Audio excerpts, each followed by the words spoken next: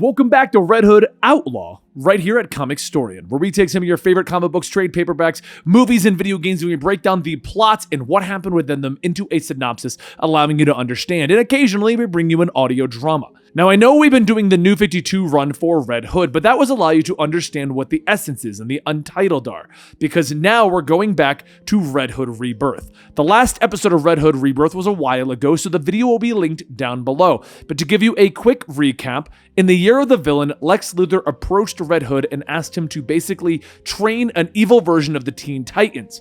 After discovering the traitor amongst those evil Teen Titans, he turned the rest of the evil Teen Titans into good guys working with him.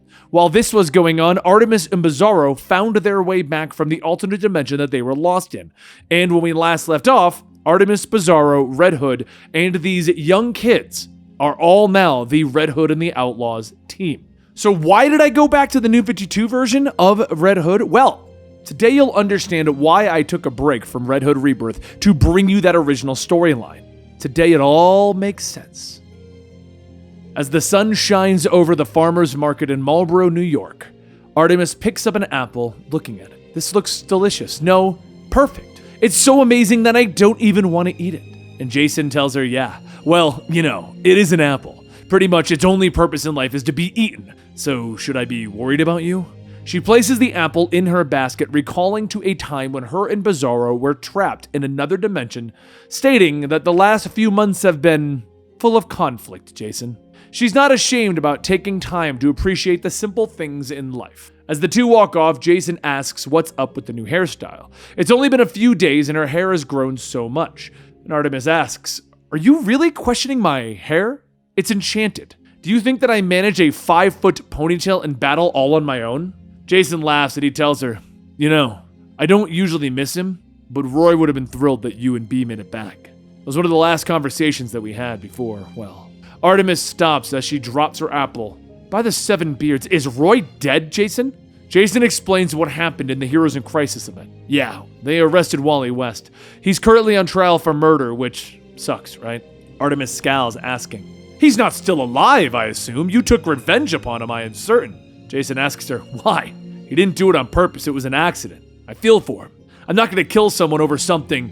And without saying a word, Artemis hugs Jason from behind and he tells her, "I'm fine, really."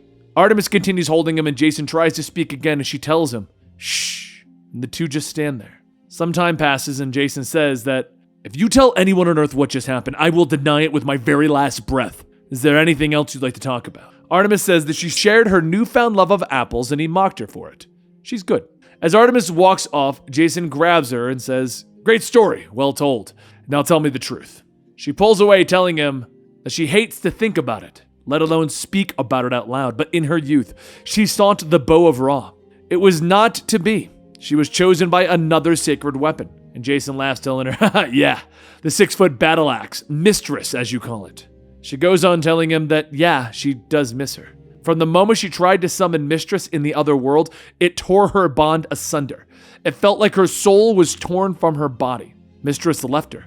She doesn't know where to begin finding her. And worse yet, maybe she isn't supposed to find her. Their bond was a sacred trust and she failed her. But they're a team, which means that she will find a Mistress together, the 3 of them. As the night begins to darken the skies, Jason says that he should probably head back and tuck the kids in. Probably built a time machine out of a toaster and a washing machine. Artemis pauses, asking, "Should we talk about it? I never thought we'd see each other again." Jason gets closer, telling her that maybe they should try again. They should see how it feels. And so they kiss under the moonlight. And as they pull back, Jason asks her, "What do you think?" She wipes her mouth, stating, "It's like kissing my brother, if I had one." Jason wipes his mouth. "Oh, thank God, I was thinking the same thing. And I have 4. They both begin to laugh and they shake hands. And as they leave, Jason thinks to himself that he lied. And so did she. It really wasn't like kissing their brothers, but it's okay. For now. The next day in Germany, Jason finds himself flying off the roof of a train as he thinks to himself, "I really, really hate when she's right."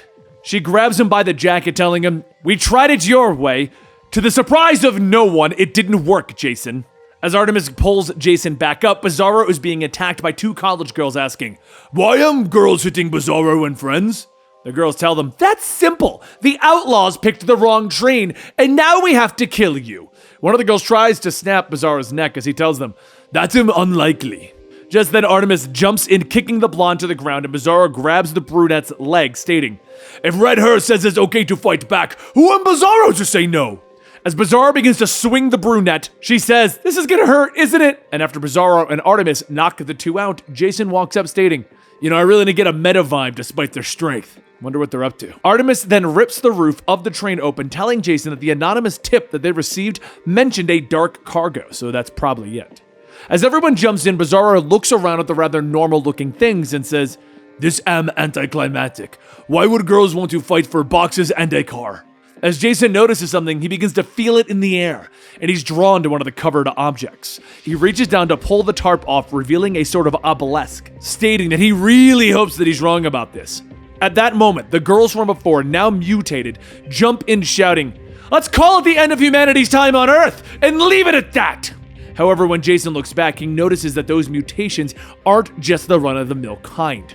They are the Untitled, an evil so ancient it defies a name, who has been fighting another long-lived race of warrior monks called the Allcast, who may have also trained Jason to be ever so vigilant. The problem is, though, is that the Untitled are supposed to have been wiped off the face of the earth by Jason and company when they battled against Ra's al Ghul. Bizarro punches one back as another swings at Artemis. She slices off a piece, and as the skin burns away on her sword, Artemis says that these things are quite ancient. The creatures tell her as a race, yes, but these women are only recent recruits. Reluctant at first, but now their control over them is complete.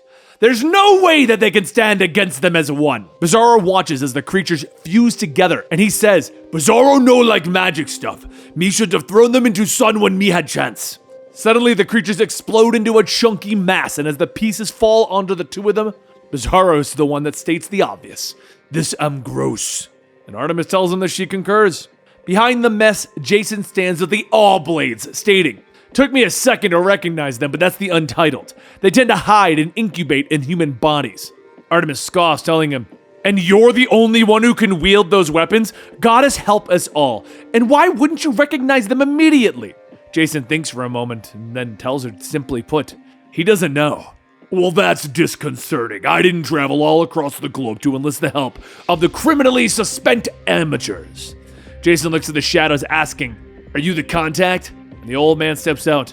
"I am General Glory. I represent the U.S. government during what we hope is not going to be an international incident. From this point, I will be running your operation." Jason says that they're not really into people telling them what to do. Plus, they kind of have their hands full. Glory motions to the obelisk, stating, "The women you encountered are here to steal this thing and bring it to Karak. Even one of them can swallow 100 souls and spit them out as new recruits for the Untitled. This would be the 6th one that we've acquired in the last month. We've been hiding out in a third world nation ravaged by a civil war so that no one will notice what we're doing. What do you say?" And Jason tells them, "Sounds like we're going to Karak." All right, and that is Red Hood 42 and 43. So let's get you caught up real quick. This brings back Bizarro and Artemis.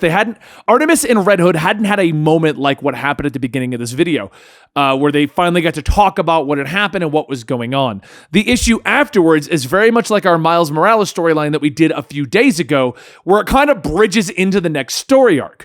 So basically, this brings back the Untitled. This brings back the all-cast Blades. And while we were debating what to do with our stories, I wasn't sure what to do because anybody who hadn't read the New 52 storyline would have no idea what any of that was. This is kind of a deep dive in the terms of a deep dive in a few years.